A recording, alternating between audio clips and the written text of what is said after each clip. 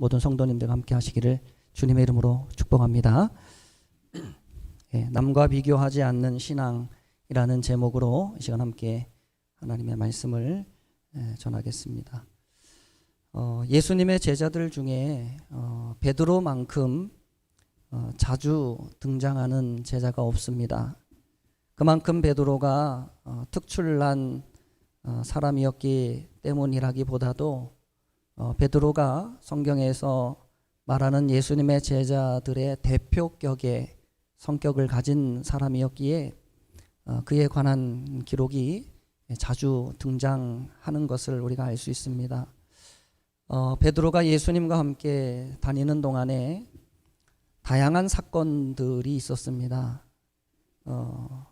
먼저 그가 예수님의 부름을 받았을 때 그물이 찢어질 만큼 정말 살면서 엄청난 양의 물고기를 잡았던 그런 경험도 있었고, 또 예수님의 말씀에 의지하여 그가 바다를 걷는 사람 최초로 비록 몇 발자가 아니었지만 바다 위를 걸었던 그 놀라운 사건도 있었습니다. 또 그가 가이사랴 빌립보 지방에서 주는 그리스도시요 살아계신 하나님의 아들이십니다 라고 하는 믿음의 고백을 통해서 예수님께 엄청난 칭찬을 받았던 그런 경험도 있었고, 또 그와는 반대로 우리 예수님을 3번씩이나 모른다고 부인함으로 인해서 예수님을 배반한 제자 중에 한 사람도 베드로였습니다.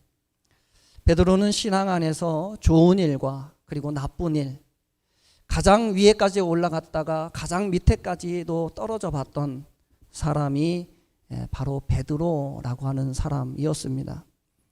이제 오늘 본문 말씀에는 신약 성경에 베드로에 관해 기록되어진 마지막 말씀이 오늘 요한복음 21장에 기록이 되어져 있습니다. 오늘 본문 바로 앞에 나오는 말씀은 너무나 유명한 말씀입니다. 부활하셨던 우리 예수님께서 베드로를 다시 찾아오셔서 내가 나를 사랑하느냐라고 물으시는 그 질문을 통하여 그의 무너졌던 신앙을 다시 일으켜 세워주시는, 회복시켜 주시는 그런 말씀입니다. 예수님은 베드로에게 나의 양을 치고 나의 양을 먹이라 라고 하는 말씀으로 하나님의 사람들을 베드로 그에게 맡기셨습니다. 그러면서 이제 예수님은 베드로의 인생의 미래에 관한 말씀을 그에게 가르쳐 주십니다. 바로 18절에 나오는 말씀입니다. 18절 말씀을 한번 같이 다시 한번 읽겠습니다. 시작.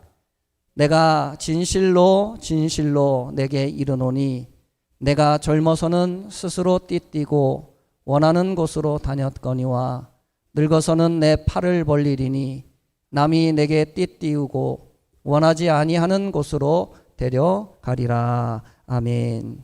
자, 여기 젊어서는 스스로 띠띠고 원하는 곳으로 다녔다라고 하는 이 말씀은 지금까지는 베드로가 너가 원하는 대로 신앙생활을 했다, 이런 말씀입니다. 하나님을 의지하는 것이 아니고 자기 힘으로 그리고 자기의 노력으로 무엇인가를 해보려고 했던 지난날의 삶에 대해서 우리 주님이 베드로에게 이야기하시는 겁니다. 그런데 그러다가 이제 앞으로 내가 어떻게 될 거라고 말씀하고 있습니까? 이제는 내가 네 스스로 띠뛰는 것이 아니라 남들이 띠뛰는 곳으로 내가 다니게 될 것이다, 이렇게 말씀하는 거예요. 무슨 말이에요? 이제는 네가 원하는 삶이 아니라 네가 네 힘으로 해결하려고 하는 그런 인생이 아니라 이제는 하나님이 이끄시는 대로 살아가게 될 것이다, 이런 말씀을 우리 예수님이 해주고 계시는 것입니다. 결국 예수님의 말씀은 지금까지는 비록 베드로가 예수님을 따라다니는 제자의 삶을 살았음에도 불구하고 아직 주님을 온전히 만나지 못했고 그분이 누구신지 확신하지 못했고 여전히 자신의 힘으로 무엇인가를 해보려고 애를 썼지만, 그러다가 그가 실패하고 결국 예수님을 부인했지만 이제는 하나님과 하나님의 나라를 위한 인생으로 그의 인생이 완전히 바뀌어질 것이다. 하나님의 영광을 드러내는 삶을 살게 될 것이다. 예수님이 예언적으로 말씀을 해주고 계십니다. 오늘 19절 말씀에 보시면요, 이렇게 말씀합니다. 이 말씀을 하심은 베드로가 어떠한 죽음으로 하나님께 영광을 돌릴 것을 가리키심이로라. 이렇게 말씀해요. 결국 베드로는 여러분 이 예수님의 말씀대로 예루살렘에서 그가 주님이 맡겨주신 많은 영혼들을 돌아보다가 결국은 거기서 십자가에 거꾸로 매달려서 순교하게 됩니다. 여러분, 베드로는 예수님을 모른다고 맹세하며 그리고 저주하며 부인했던 사람이었지만, 그런 베드로가 예수님을 위해서 죽어지는 사람이 되어졌습니다. 십자가 복음을 알고 예수님을 진정으로 깊이 만난 사람은 자신의 생명까지도 예수님께 드릴 수 있는 사람으로 변화되는 것입니다. 이런 사람들을 가리켜서 우리는 진짜 백이 신앙인이다. 진짜 백이 신앙인이다. 그렇게 말을 하고요. 히브리서 기자는 말하기를 이런 사람들은 세상이 감당할 수 없는 사람이다. 그렇게 말씀했습니다. 저는 우리 모두가 이런 믿음의 사람들 되시기를 주님의 이름으로 간절히 축원합니다. 예수님은요, 베드로에게 말씀하십니다. 너는 나를 따르라 말씀하셨습니다. 예수님의 말씀을 들은 베드로가요, 예수님 따라가기로 마음을 결단을 하고 따라가려고 하는데 그 옆을 보니까 한 사람이 보였습니다. 누구냐면 요한이라는 또 다른 제자가 보였어요. 요한은 어찌 보면 베드로와 쌍두마차와 같았던, 베드로의 입장에서 본다면 예수님의 제자들 중에 유일하게 대적할 만한, 뭐 대적은 아니지만 유일하게 사랑을, 예수님의 사랑을 독차지할 수 있는 그런 사람.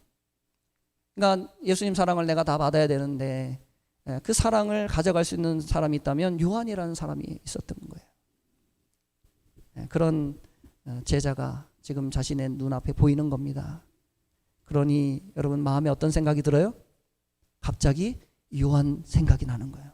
그래, 나는 이제 주님 따라 주를 위해서 십자가의 그 길을 나는 가야 되는데 저 요한은 어떻게 될까? 하나님, 예수님이 사랑하셨던 저 요한, 저 제자는 과연 어떤 삶을 살까? 그게 궁금했던 것입니다. 그래서 베드로가 예수님께 물어보죠. 예수님, 저 요한은 어떻게 될까요? 저 요한은 어떻게 하나님 쓰실 겁니까? 그렇게 물어봤더니 예수님께서 22절에 베드로에게 이렇게 말씀을 하십니다. 내가 올 때까지 그를 머물게 하고자 할지라도 내게 무슨 상관이냐? 너는 나를 따르라. 이렇게 말씀하셨습니다. 여러분, 지금 베드로가 왜 다른 사람들은 어떻게 될까에 관심이 많이 있습니까?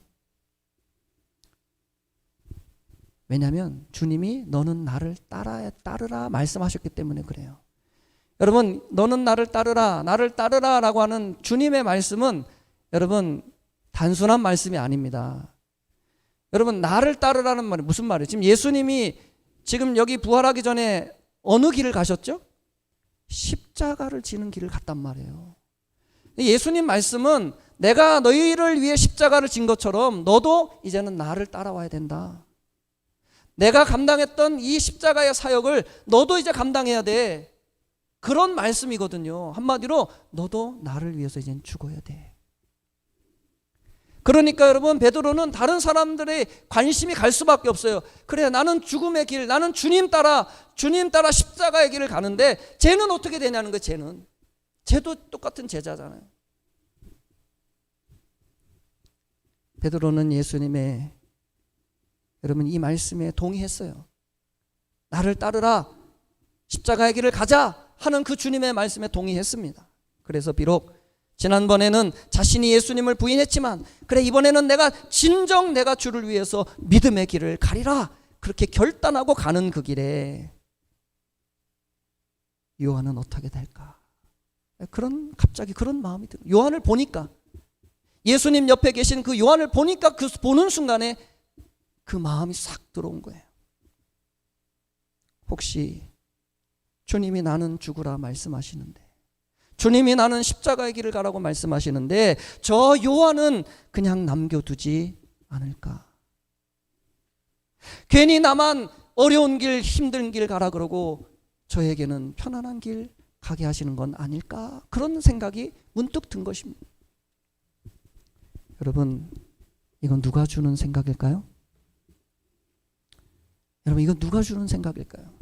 내가 이제 주를 위해 살겠다, 내가 이제 주를 위해 죽겠다라고 결단하는 그 순간에 여러분, 다른 사람이 눈에 들어오는 거예요.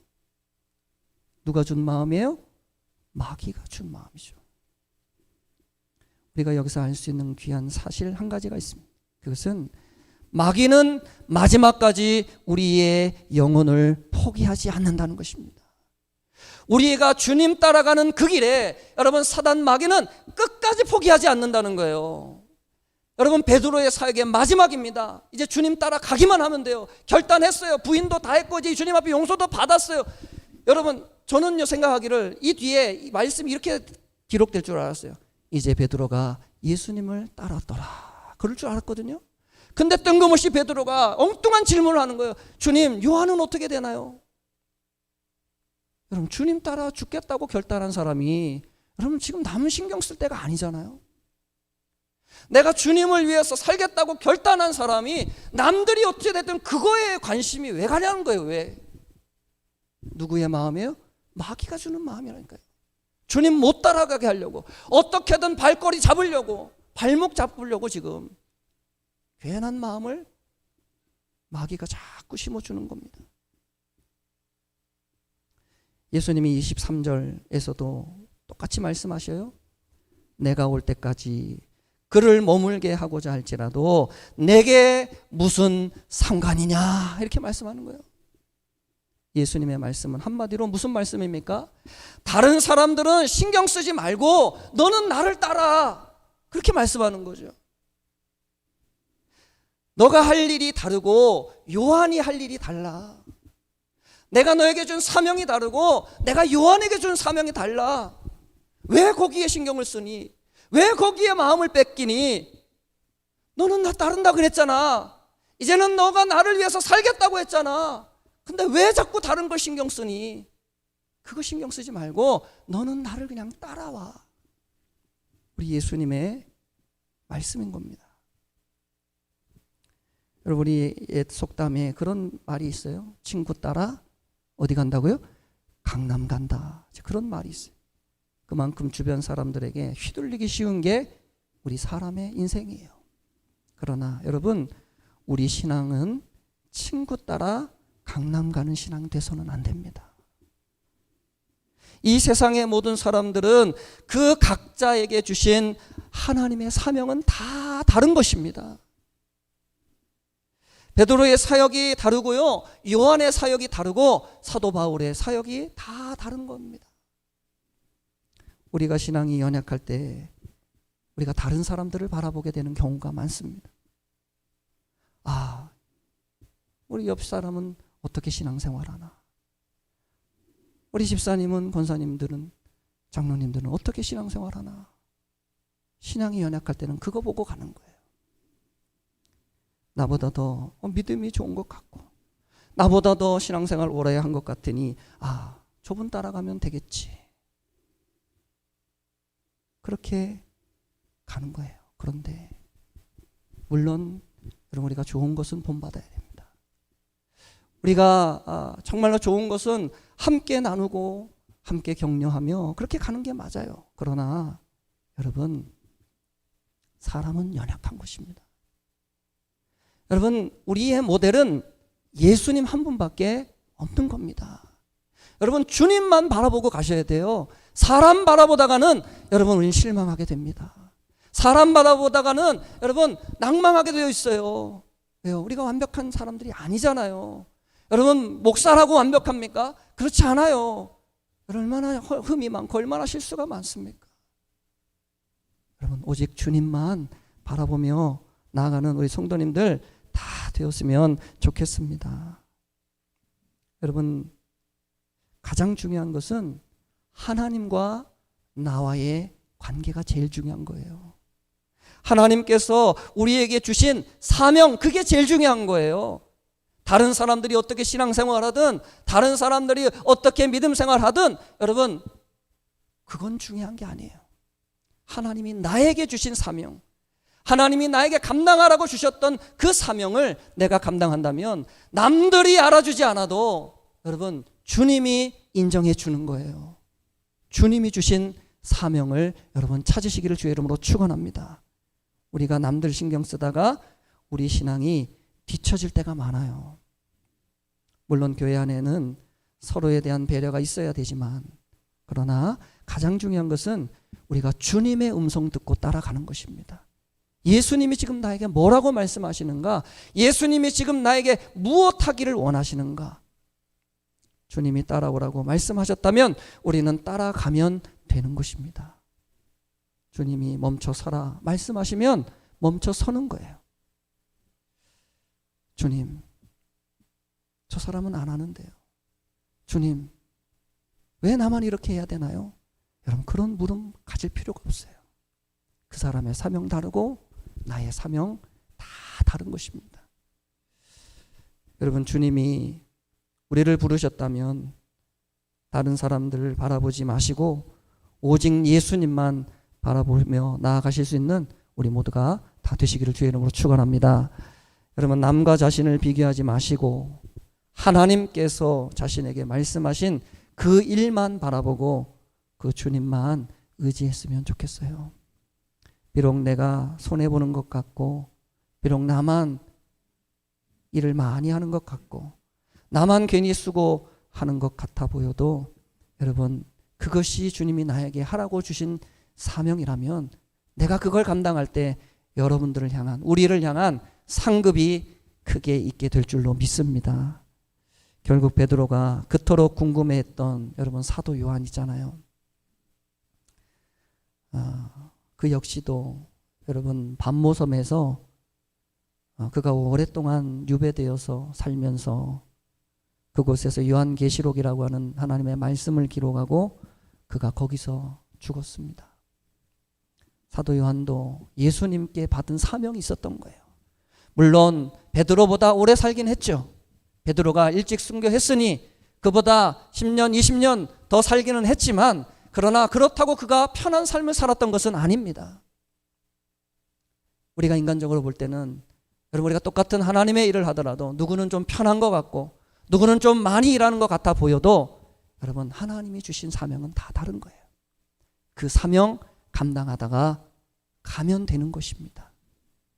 우리가 욕심 부릴 것도 없고 우리가 누군가에게 불평하고 원망할 필요도 없습니다. 왜? 그에 맞는 상급은 다 있어요.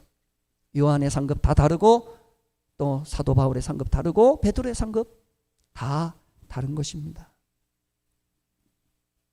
여러분, 다른 사람들의 인생은 하나님께서 알아서 판단하실 줄로 믿습니다.